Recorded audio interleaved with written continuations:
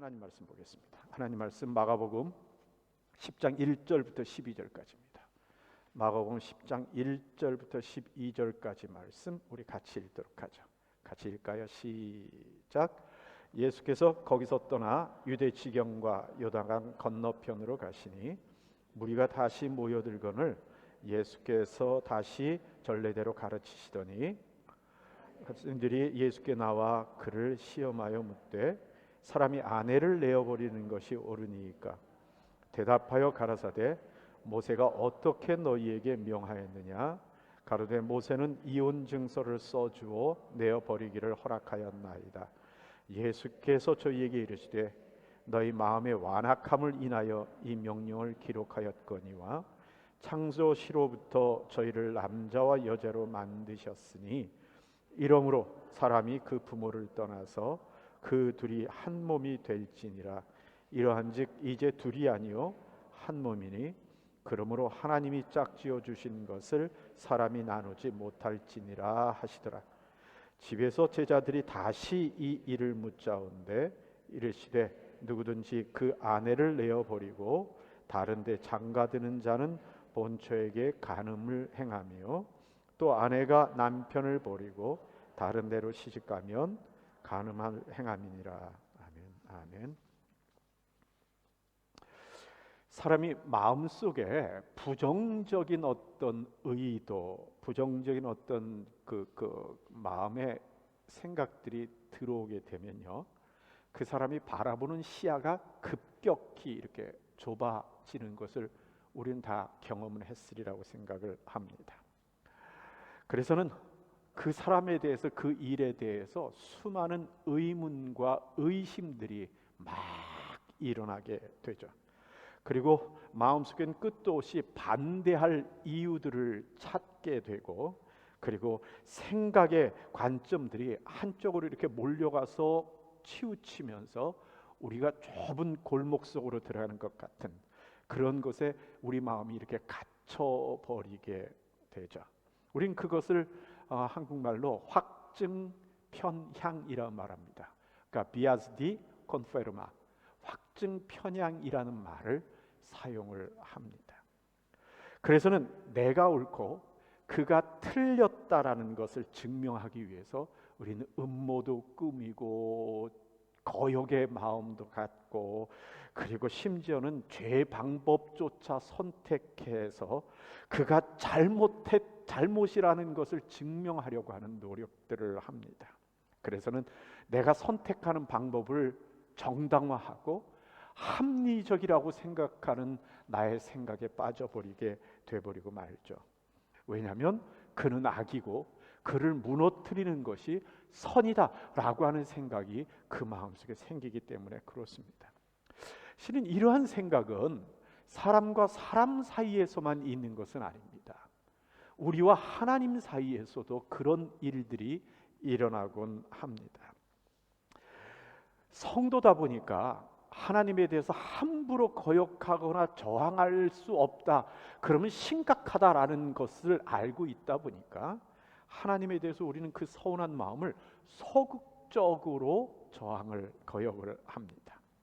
하나님 말씀의 뜻에, 하나님 말씀과 뜻에 대한 마음속에 자꾸만 의문들을 만들기 시작하고요.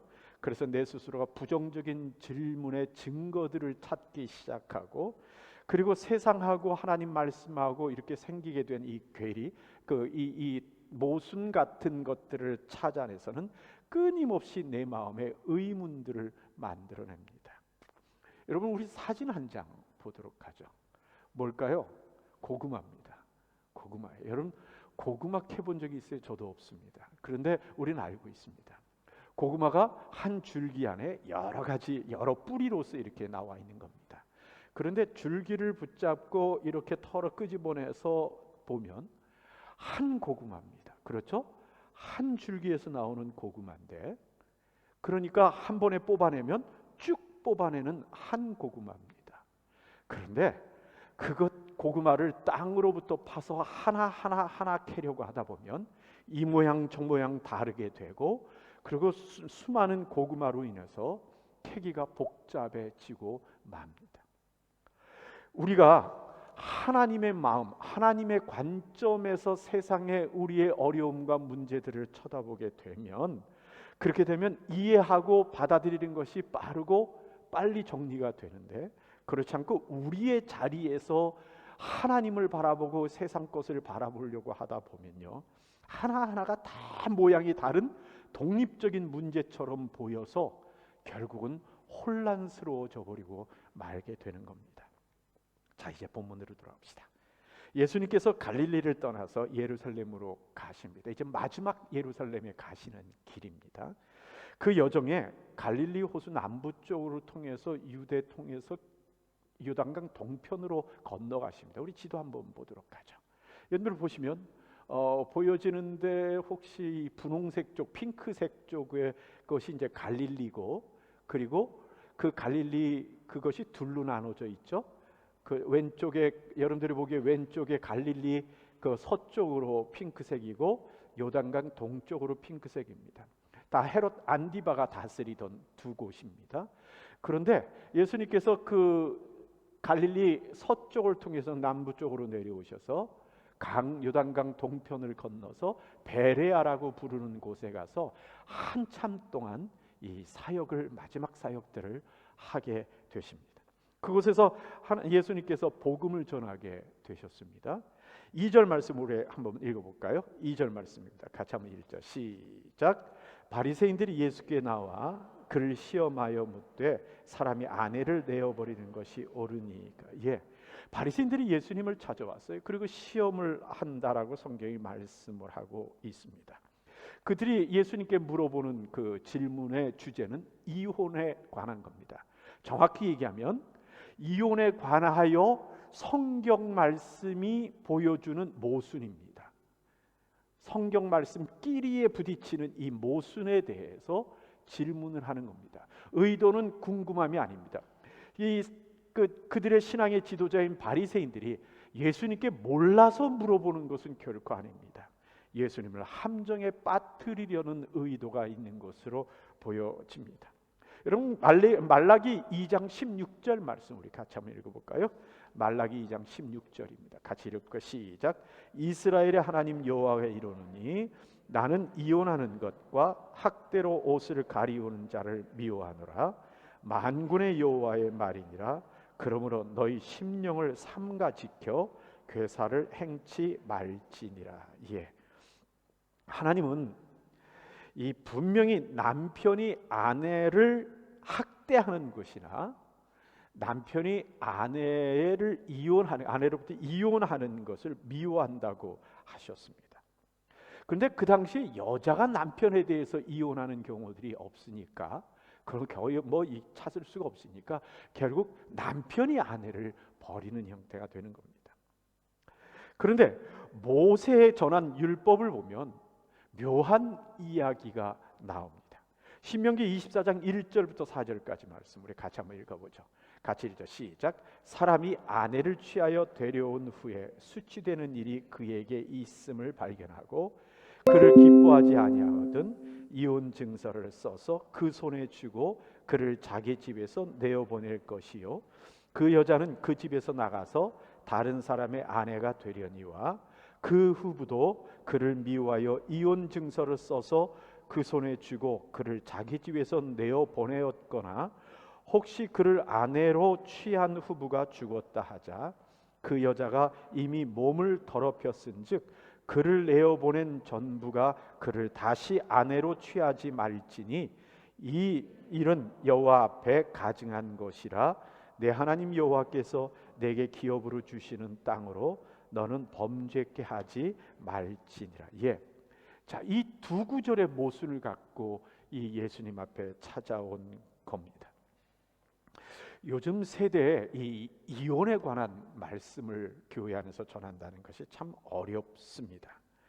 결혼의 의미가 무너질 정도로 이혼의 이 빈번이 일어나고 있는 그 세대, 그리고 성도들까지도 이러한 일이 많이 자유스럽게 행하는 그런 상황에서 함부로 이 주제를 얘기하는 것은 교회 안에서도 성도들 마음속에 상처를 주며 힘들게 하는 일이 되기 때문이기도 합니다. 그렇다고 하나님의 말씀을 우리가 선포하지 못할 건 결코 아닙니다. 하나님 말씀을 우리는 분명히 어떠한 상황에도 들어야겠죠. 예수님의 대답은 명확합니다. 우리 오늘 말씀의 6절부터 9절까지 같이 한번 읽어볼까요? 6절부터 9절까지의 말씀입니다. 우리 같이 읽도록 하죠. 시작. 저희를 남자와 여자로 만드셨으니 이러므로 사람이 그 부모를 떠나서 그 둘이 한 몸이 될지니라. 이러한즉 이제 둘이 아니요 한 몸이니 그러므로 하나님이 짝지어 주신 것을 사람이 나누지 못할지니라. 예. 또 한 구절 우리 찾아볼까요? 창세기 2장 21절부터 24절입니다. 우리 같이 찾아보죠. 창세기 2장 21절부터 24절입니다. 같이 읽을까요? 시작. 여호와 하나님이 아담을 깊이 잠들게 하시니 잠들매 그가 그 갈빗대 하나를 취하고 살로 대신 채우시고 여호와 하나님이 아담에게서 취하신 그 갈빗대로 여자를 만드시고 그를 아담에게로 이끌어 오시니 아담이 가로되 이는 내 뼈 중에 뼈요 살 중에 살이라. 이것을 남자에게서 취하였은즉 여자라 칭하리라 하시니라. 이러므로 남자가 부모를 떠나 그 아내와 연합하여 둘이 한 몸을 이룰지니라. 예, 남자와 여자가 그 부모를 떠나서 독립된 한 가정을 이루는 이 결혼, 이건요 하나님이 만드신 겁니다. 하나님의 창조의 명령에 따라 이루어지는 것이고요. 그래서 그 결혼의 서약은 하나님의 이름으로 합니다. 이건 실질적으로 결혼의 주인이 하나님이시라는 것이고, 그리고 결혼 서약의 증인을 우리가 하나님으로 세운다라는 것을 말씀하는 겁니다. 그래서 우리는 결혼할 때 뭐라 그러느냐면 혼인 예배, 혼례 예배, 결혼 예배를 드린다라고 말을 하기도 합니다. 그러니까 우리의 결혼이라는 것에는 우리끼리의 문제가 아닌 하나님의 권위가 그 속에 포함되어 있다라고 하는 겁니다. 왜 그렇게 이 결혼에 큰 의미를 두느냐고요? 오늘 말씀 9절 때문에 그러합니다. 9절 말씀 다시 한번 읽어볼까요? 1절 시작. 그러므로 하나님이 짝지어 주신 것을 사람이 나누지 못할지니라 하시니라. 예, 예수님께서는 결혼에 대한 하나님의 의도를 확실하게 확정짓고 계십니다. 내가 선택한 배우자, 내가 고른 배우자라 하더라도 결혼할 때는 누구 앞에서 하는 것이다? 하나님 앞에서 하는 겁니다.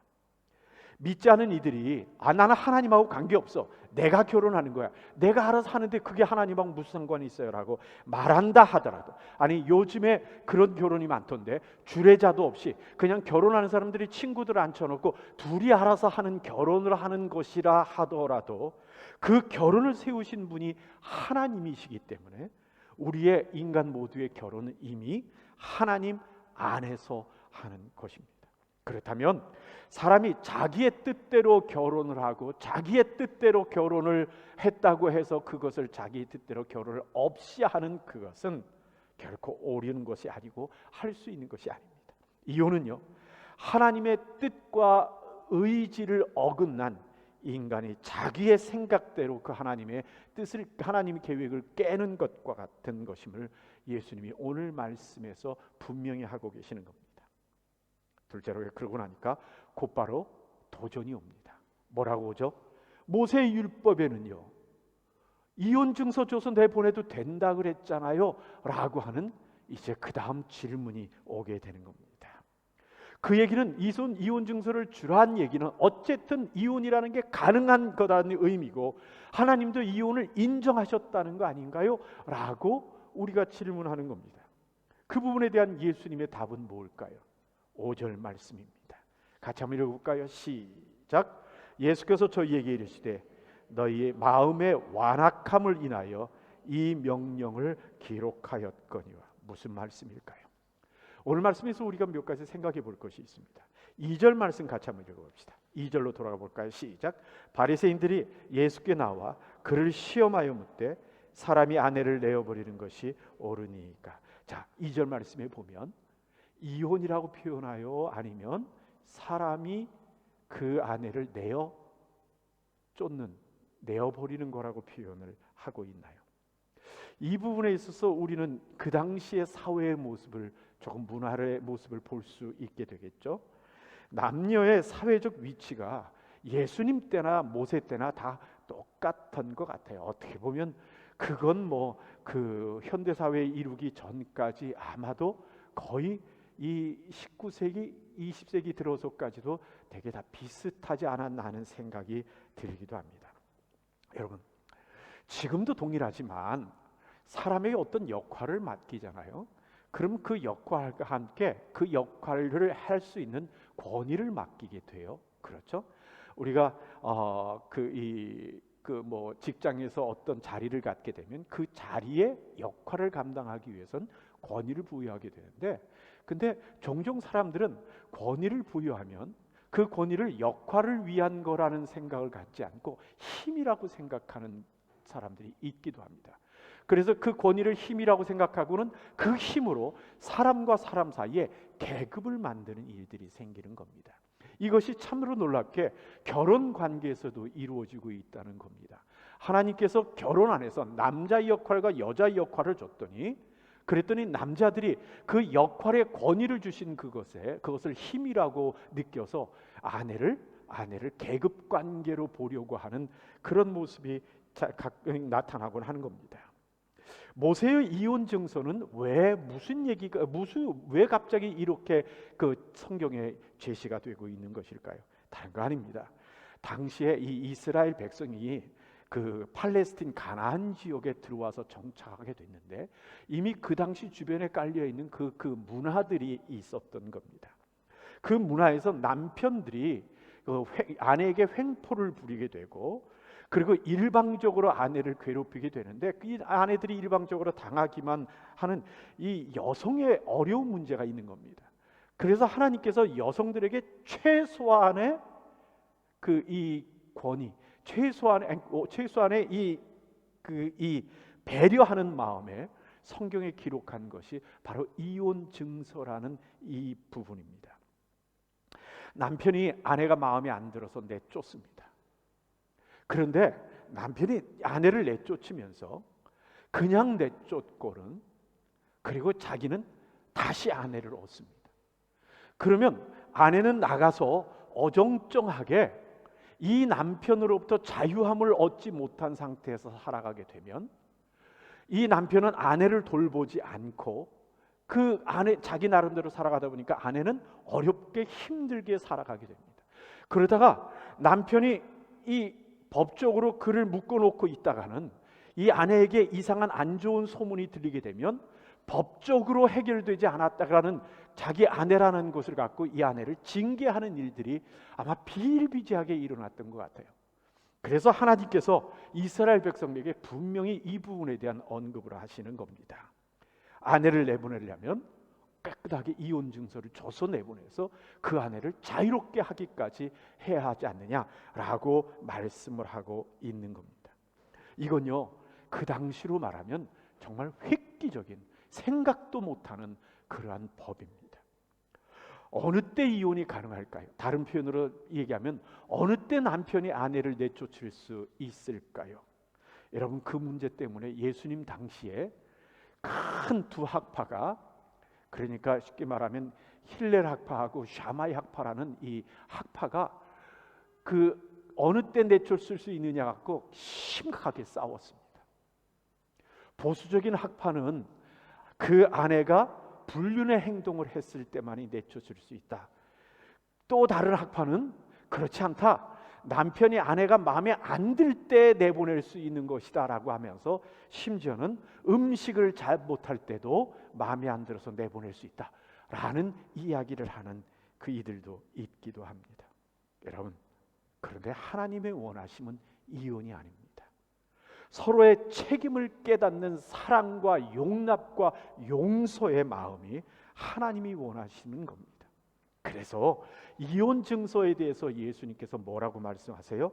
너희 마음에 완악함을 인하여 라고 예수님께서는 말씀하고 계시는 겁니다. 셋째로, 하나님은요, 공동체의 이 하나님의 공동체의 부도덕함과 무질서함을 경멸하십니다. 하나님의 남녀 간의 결혼을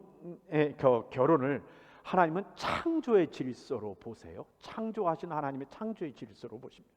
세상의 모든 것들을 그 관계 속에서 살아가도록 만드셨습니다. 그런데 인간의 마음 속에, 인간의 그 속에 죄가 들어오고 나니까 창조의 질서를 깨는 일들이 삶 속에 자꾸만 들어오게 됩니다.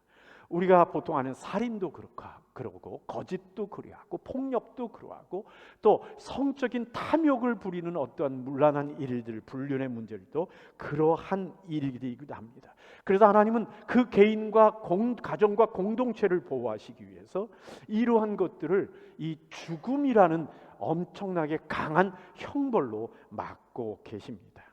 그것은 개인의 파괴를 넘어서 공동체의 파괴를 이루는 것이기 때문에 그러합니다. 이 모든 범죄 이유가 뭘까요? 우리 속에 들어온 이 죄 때문에 그러합니다. 이 모든 무질서는 우리 가운데 있는 죄의 결과이지 결코 창조의 원리가 아닌 것이 하나님이 말씀하시는 거란 말입니다. 그런데 우리는요, 이 죄에 관한 이 행위들을 즐기려고 끊임없이 하나님의 법에 도전하는 일들을 합니다. 그래서 하나님을 거역할 틈새, 어떤 이렇게 틈새들을 자꾸만 찾으려고 하는 경향이 있습니다. 그러면 남편이 불륜을 저지르면 이혼하면 되는 거 아닌가요? 라는 질문을 하기도 합니다. 예전에 영국에서 이런 일들이 있었다 그러네요. 그 당시에도 이 미국만 해도 1960년대까지 이 이혼이라는 것이 법으로 허용되지 않았었거든요. 영국도 딱 불륜의 경우에만 그 이혼이 허용이 됐었다고 그러네요. 그러고 나니까 남자들이 자기 아내와 이혼하고 싶어서 신문 기자를 데리고 이 호텔로 데려가 가지고는 신문 기자가 급습해서 발견하는 것처럼 이 이불 속에 남녀가 속으로는 옷을 입고 있으면서 남녀가 이렇게 이불 덮고 있는 것을 그 사진 찍혀 가지고 그것으로 나는 불륜을 저질렀으니 이혼해도 돼, 이렇게 억지를 부리면서 이혼하는 일들이 종종 있었다라고 하는 글을 읽은 적이 있습니다. 폭력의 경우는 어떻게 할까요? 남편이 정신병이 걸렸으면 어떻게 할까요? 이런저런 극단적인 이유를 들어대면서 이혼의 사유를 만들어내는 겁니다.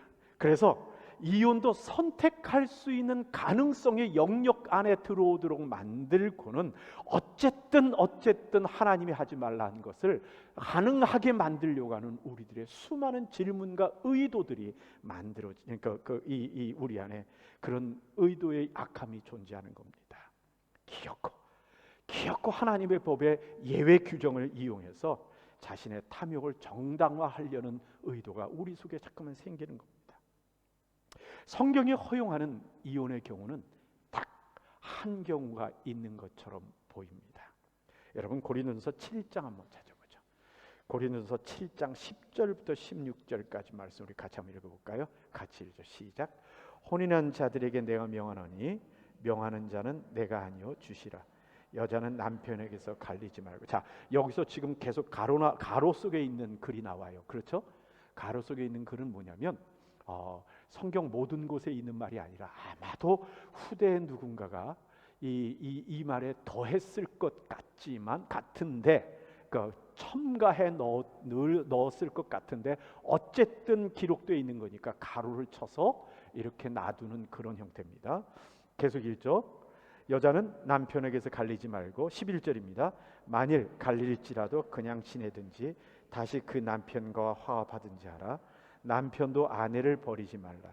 그 남은 사람들에게 내가 말하노니 이는 주의 명령이 아니라. 만일 어떤 형제에게 믿지 아니하는 아내가 있어 남편과 함께 살기를 좋아하거든 저를 버리지 말며 어떤 여자에게 믿지 아니하는 남편이 있어 아내와 함께 살기를 좋아하거든 그 남편을 버리지 말라. 믿지 아니하는 남편이 아내로 인하여 거룩하게 되고 믿지 아니하는 아내가 남편을 인하여 거룩하게 되나니 그렇지 아니하면 너희 자녀도 깨끗이 못하니라. 그러나 이제 거룩하니라. 혹 믿지 아니하는 자가 갈리거든 갈리게 하라. 형제나 자매나 이런 일에 구속받을 것이 없느니라. 그러나 하나님은 화평 중에서 너희를 부르셨느니라. 아내된 자여 내가 남편을 구원할는지 어찌 알 수 있으며 남편 된 자여 내 아내를 구원할는지 어찌 알 수 있으랴. 예, 기본적인 원리는 뭐라고요? 갈리지 말라는 겁니다. 이혼하지 말라는 겁니다.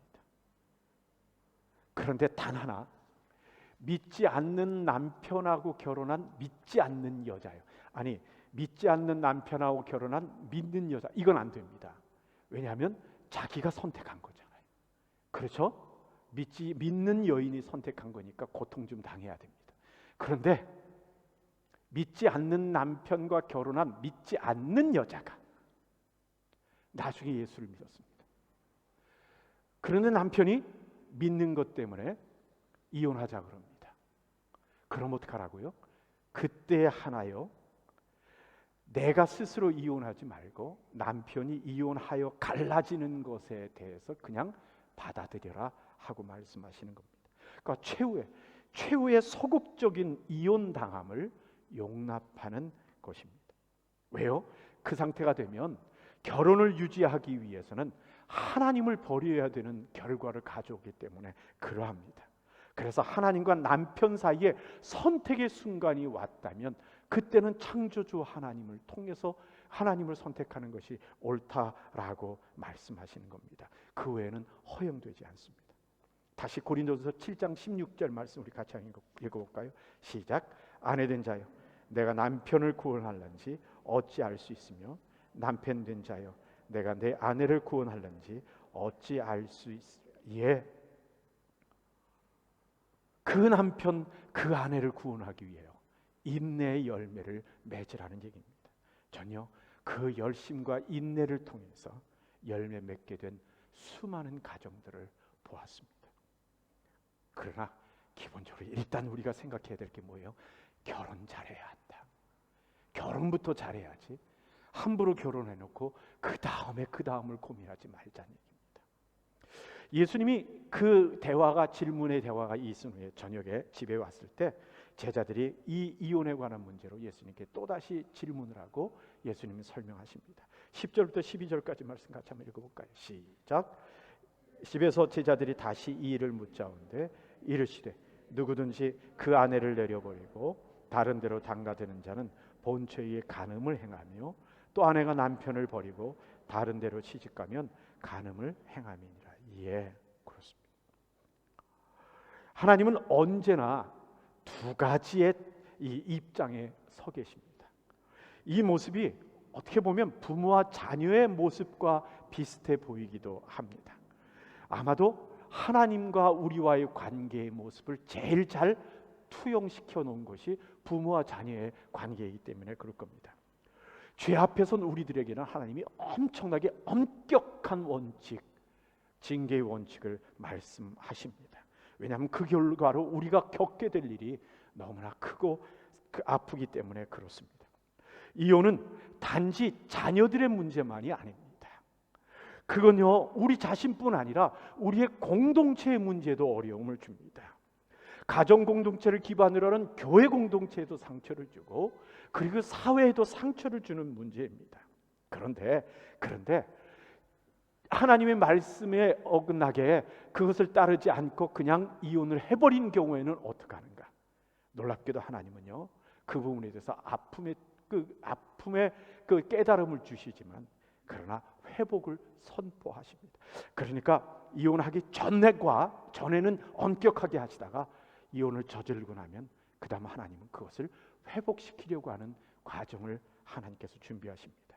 잘못으로 끝나는 게 아니라 회개와 함께 회복시키려는 것이 하나님의 원칙인 것이죠. 그래서 우리의 영혼을 소생시키려고 하시는 하나님이십니다.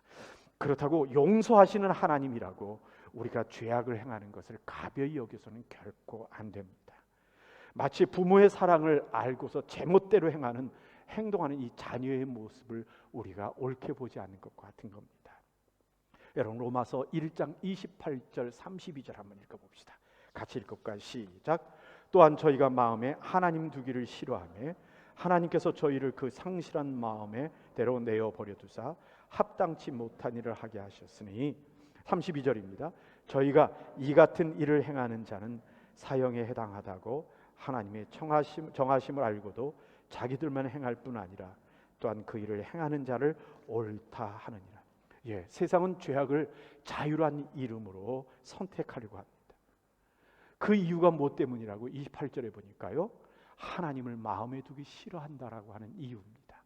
그 말은 다시 말하면 피조물인 인간들이 주인된 하나님을 마음에 두기 싫어하는, 죄의 성품으로 마음에 두기 싫어하는 것, 자기가 주인 되려고 하는 그 마음 때문에 이런 일이 일어난다는 겁니다. 그래서는 결과적으로는 하지 말라는 하나님의 말씀을 교묘하게 왜곡해서는 자기 뜻으로 선택할 수 있는 것으로 정당화시킵니다. 그런데 이 일에 대해서 전 두려움이 있습니다. 24절 한번 읽어볼까요? 1장 24절입니다. 같이 한번 읽겠습니다. 시작. 그러므로 하나님께서 저희를 마음의 정욕대로 더러움에 내어 버려두사 저희의 몸을 서로 욕되게 하셨으니. 또다시 28절 읽어보자. 또한 저희가 마음에 하나님 두기를 싫어하며 하나님께서 저희를 그 상실한 마음대로 내어 버려두사 합당치 못한 일을 하게 하셨으니. 그 두 말씀에서 나타나는 공통된 것 하나 있죠. 뭐죠? 버려둠입니다. 버려둠입니다. 이 말씀이 뭐하고 직접적으로 연결돼서 하시는 말씀이냐면 동성애에 관한 이야기를 하시면서 지금 하나님께서 책망하고 계시는 부분입니다. 그러니까 탐욕을 위하여 하나님을 버리는 사람과 세상에 대해서 죄악이 쌓아지도록 버려두겠다라고 하나님께서 말씀하시는 겁니다. 무엇 때문에요? 심판을 위해서입니다. 창세기 15장 16절 말씀 우리 같이 한번 읽어볼까요? 같이 읽죠. 시작. 내 자손은 4대 만에 이 땅에 돌아오리니 이는 아모리 족속의 죄악이 아직 관영치 아니함이니라 하시니. 가나안 족속, 아모리 족속을 대표로 하는 가나안 족속의 죄가 아직 관영치 않기 때문에 이스라엘 백성을 뽑아서 이 애굽에 430년 동안 두었다가 나중에 돌아오면서 하나님께서 심판 전쟁으로 가나안의 모든 사람을 몰아내시고 하는 여호수아의 이 전쟁을 하나님은 심판 전쟁이라고 준비하고 계신다는 사실입니다. 여러분, 나의 악함의 결과가 저질은 곧바로 일어나지 않는다고 안전한 마음을 갖는 건 어리석음입니다. 하나님이 미워하시는 것은 결코 선택하지 말아야 됩니다. 아직 일어나지 않는 것은 쌓아두고 있는 것일 수 있기 때문에 그러합니다. 말씀을 맺겠습니다. 오늘 바리새인들의 이혼에 대한 질문에 예수님의 답은 이겁니다.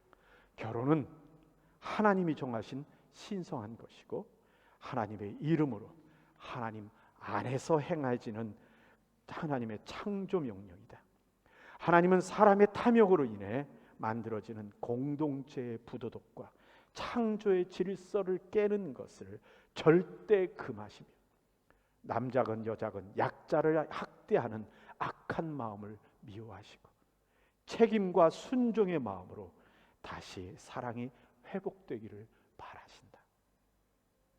고린도서 7장 3절부터 5절까지 말씀 같이 한번 읽어볼까요? 시작. 남편은 그 아내에게 대한 의무를 다하고 아내도 그 남편에게 그리할지라. 아내가 자기 몸을 주장하지 못하고 오직 그 남편이 하며 남편도 이와 같이 자기 몸을 주장하지 못하고 오직 그 아내가 하나니 서로 분방하지 말라. 다만 기도할 틈을 얻기 위하여 합의상 얼마 동안은 하되 다시 합하라.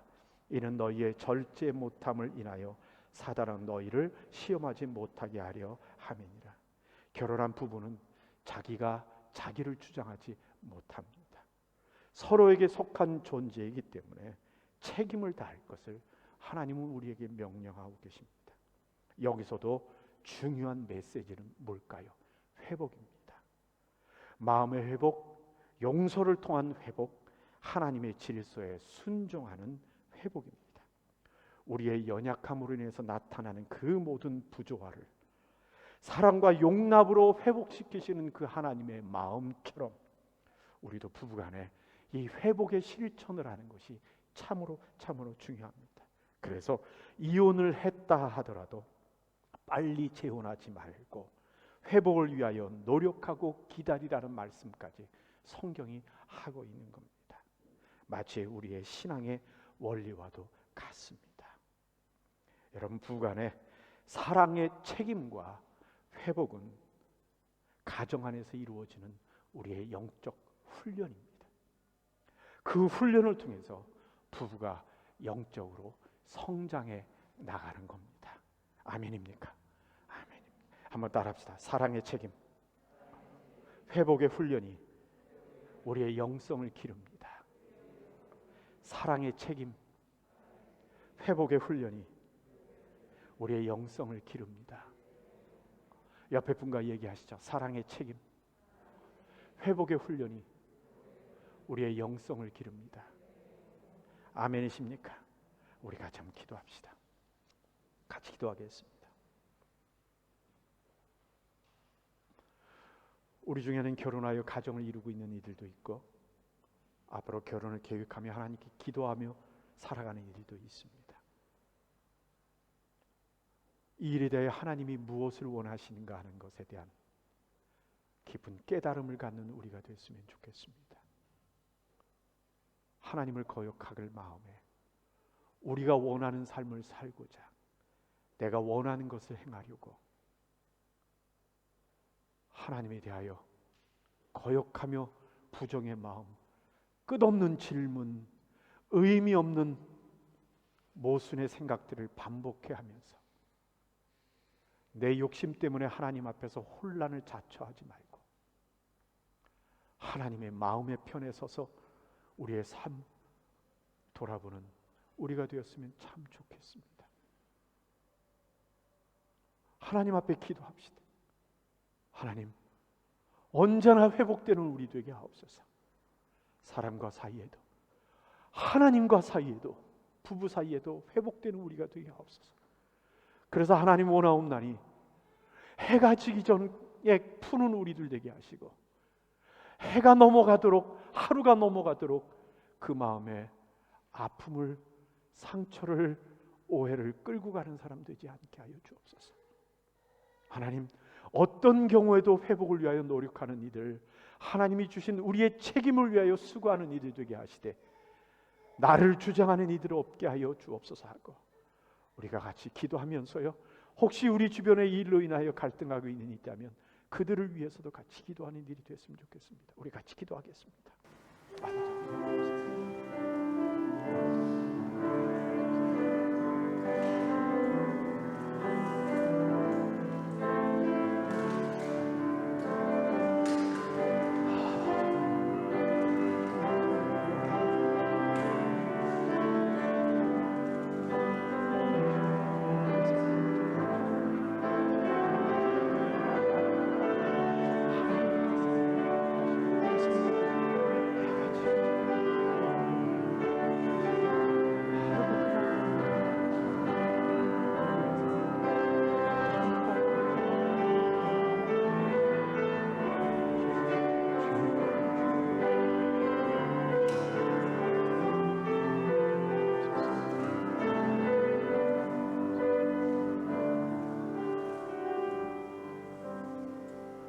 아버지 하나님, 세상이 우리에게 뭘 말하고 우리 눈에 어떤 것들이 보이고 그 어떤 것들이 우리 눈에 흔하게 나타난다 하더라도 변치 않는 하나님의 말씀이 우리의 기준이 되게 하시고 그 말씀에 따라 살아가는 우리 되게 하시며 아무리 어렵고 힘들더라도 이를 악물고 혀를 깨물고 가슴을 쥐어짜서라도 주의 말씀대로 살려고 하는 우리 되도록 우리를 주의 말씀에 견고한 자 만들어 주셔서 우리의 영혼이 나날이 성장하고 주님과 가까워지고 닮아가는 우리 되도록 하나님, 우리와 우리 가정들을, 우리 교회를 보호하여 주옵소서. 예수님 이름으로 기도하옵나이다. 아멘.